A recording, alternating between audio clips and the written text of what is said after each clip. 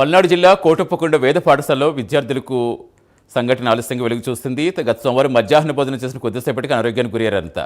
12 మంది విద్యార్థులకు వాంతులు విరోచనాలు కావడంలో ఆసుపత్రికి తరలించారు. వారిలో 3 విద్యార్థులు నర్సరావుపేట ప్రైవేట్ ఆసుపత్రికి తరలించారు. గ్యాస్ట్రిక్ సమస్యతో 3 విద్యార్థులు ఇబ్బంది పడ్డారని, భోజనం సరిగ్గా ఉడక్కపోవడమే దీనికి కారణమై ఉండొచ్చని కోటప్పకొండ పీహెచ్సీ డాక్టర్ మమతప్రియ తెలిపారు. అయితే డీహైడ్రేషనే విద్యార్థుల అస్వస్థతకు కారణమంటున్నారు వేద పాఠశాల అధ్యాపకులు.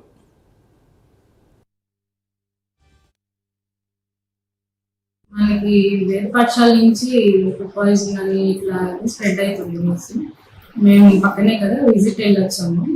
కంప్లైంట్స్ అయితే గ్యాస్ట్రిక్ ప్రాబ్లమ్స్ ఉన్నాయి, కానీ అంత major food poison related issues అయితే నాకు ఏం కనిపించలేదండి. మెయిన్ సింపుల్ గ్యాస్ట్రిక్ ప్రాబ్లమ్స్ ఉన్నాయి కదా, హాస్పిటల్ తీసుకొచ్చి ఇంజెక్షన్ ఇవ్వడం అలా జరిగింది. పేషెంట్స్ కూడా యాంటీబయాటిక్ ప్రొఫైలాక్టిక్ ఇచ్చాము.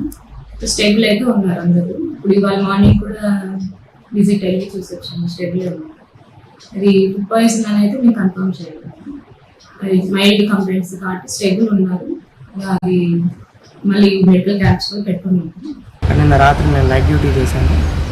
అంటే ఇక్కడ ఏదో విద్యార్థులకి పదార్థం తీసుకోవడం వల్ల అస్వస్థతకు గురయ్యారు అని అన్నారు. అయితే పిహెచ్సి సెంటర్కి తీసుకెళ్ళాము.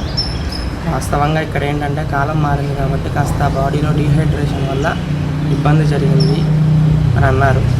అది కూడా ఎంతోమందికి కాదు, 3-4కి. అయితే వారిని అక్కడికి తీసుకుని వెళ్ళాము. అలాగే అక్కడ ఉన్నటువంటి పిహెచ్సి సెంటర్లో ఉన్నటువంటి డాక్టర్లు కూడా వచ్చి ఇక్కడంతా కూడా చూశారు. అంతా చూసి పరిశీలన చేశారు.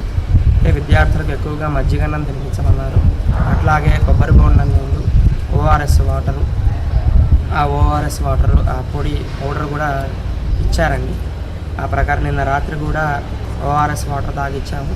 అలాగే ఎవరైతే అనారోగ్యంగా ఉన్నారో వాళ్ళందరికీ కూడా మజ్జిగన్నమే తినిపించాము. నిన్న మధ్యాహ్నం కొబ్బరి